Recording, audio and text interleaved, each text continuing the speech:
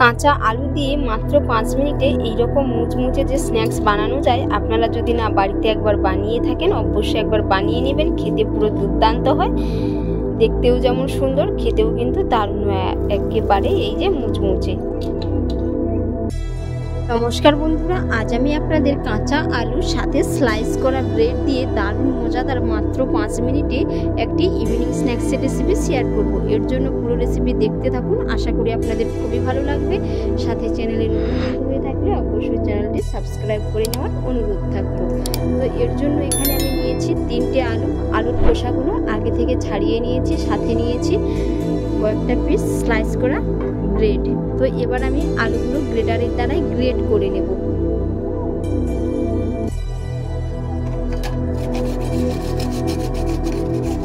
এরকম ভাবে খুব সুন্দর করে আমি গ্রেট করে নেব আলুগুলো। সমস্ত আলুগুলো খুব সুন্দর করে গ্রেট করে নিয়েছি। এবার আমি এগুলো জল দিয়ে পরিষ্কার করে ধুয়ে নেব 2 থেকে 3 বার। আলুটা জল দিয়ে ভালো করে পরিষ্কার করে ধুয়ে নিয়েছি, সাথে হাত দিয়ে নিখড়ে নিয়েছি এক্সট্রা যে জলটা, চেপে চেপে আমি বের করে নিয়েছি। এবার আমি এর মধ্যে দিয়ে দেব বড় সাইজের একটি পেঁয়াজ কুচি করে রেখেছি, সাথে একটি টমেটো এবং কাঁচা লঙ্কা ঝালের জন্য। আপনারা চাইলে এর মধ্যে ধনেপাতাও অ্যাড করতে পারেন, এখন ধনেপাতা বাজারে পাওয়া যায় না, এর কারণে আমি ধনেপাতা দিলাম না। আপনাদের যদি থাকে আপনারা অবশ্যই দিতে পারেন। এবার আমি এর মধ্যে দিয়ে দিচ্ছি 1 চুটকি কালো জিরে, 1/2 চামচ ম্যাগি মশলা দিয়ে দিলাম। এবার দিয়ে দেব 1/2 চামচ জিরের গুঁড়ো, এবার দিয়ে দেব 1/2 চামচ ধনের গুঁড়ো। একই মাপ করে 1 চুটকি আমি এখানে দিয়ে দিচ্ছি আজওয়ান। এবারে দিয়ে দেব 1 চুটকি হলুদের গুঁড়ো, এবারে দিয়ে দিচ্ছি পরিমাণ মতো লবণ। এবার যাতে বাইন্ডিংটা ভালো হয় এর জন্য আমি দিয়ে দিচ্ছি 3 চামচ কর্নফ্লাওয়ার। আপনারা চাইলে এখানে বেসন দিতে পারেন কিংবা চালের গুঁড়োও দিতে পারেন।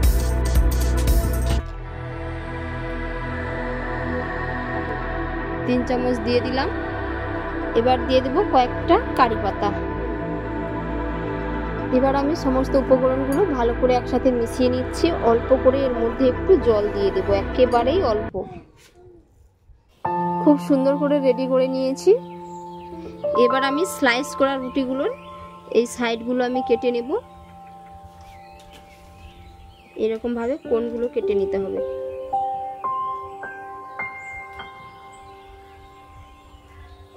এক এক করে সমস্তগুলোর একই রকম ভাবে কেটে নেব। এই যে খুব সুন্দর করে স্লাইস করে কেটে নিয়েছি। এবার আমি এগুলো একটু চ্যাপ্টা করে নেব এরকম ভাবে।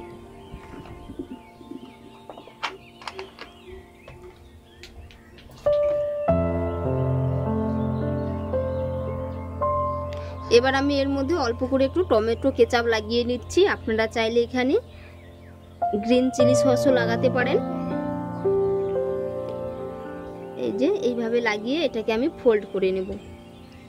এরকম করে এইভাবে ফোল্ড করে নেব।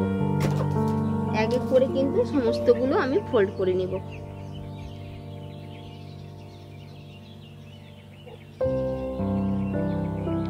সমস্তগুলো আমি খুব সুন্দর করে ফোল্ড করে নিয়েছি। আর বন্ধুরা, এখানে আমি টমেটো কেচাপ দিয়েছি যাতে টেস্ট দ্বিগুণ বেড়ে যায়, সাথে একটু চটপটা ভাব আসে, এর কারণেই আমি কিন্তু টমেটো কেচাপ দিয়েছি। এবার আমি এই দিকে যে কাঁচা আলুর বেটারটা রেডি করে রেখেছিলাম এর মধ্যে ভালো করে কোট করে নেব।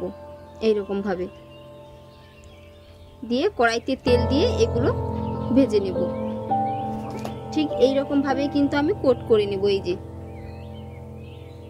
এদিকে কড়াইয়ের মধ্যে আমি তেল দিয়েছি, তেলটাও খুব সুন্দর হয়ে গরম হয়ে গেছে। এবার আমি এর মধ্যে স্ন্যাক্সগুলো এক এক করে দিয়ে দেব। 3টে করে আমি ভেজে নেব। এবার আমি এক পিঠ উল্টে নেব। আর বন্ধুরা, আমি কিন্তু চুলার ফ্লেমটাকে লো টু মিডিয়ামে রেখে ভেজে নিচ্ছি।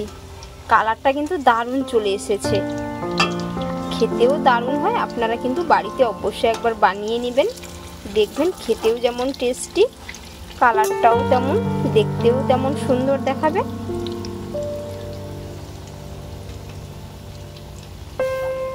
এগুলো খুব সুন্দর হয়ে ভাজা হয়ে গেছে। এই যে এবার আমি বাকিগুলো ঠিক একই রকম ভাবে ভেজে নেব আর এগুলো আমি তুলে নেব। এই যে 4 সাইড কিন্তু খুব সুন্দরভাবেই ভাজা হয়ে গেছে।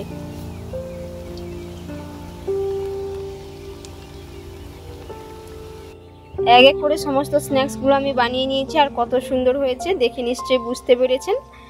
তো এতক্ষণ পুরো রেসিপি দেখার জন্য আপনাদের অসংখ্য অসংখ্য ধন্যবাদ থাকলো। আপনাদের সাথে নেক্সট অন্য একটি রেসিপিতে দেখা হচ্ছে। আপনারা সকলেই ভালো থাকবেন, সুস্থ থাকবেন। ধন্যবাদ। আওয়াজটা শুনুন কত মুচমুচে হয়েছে।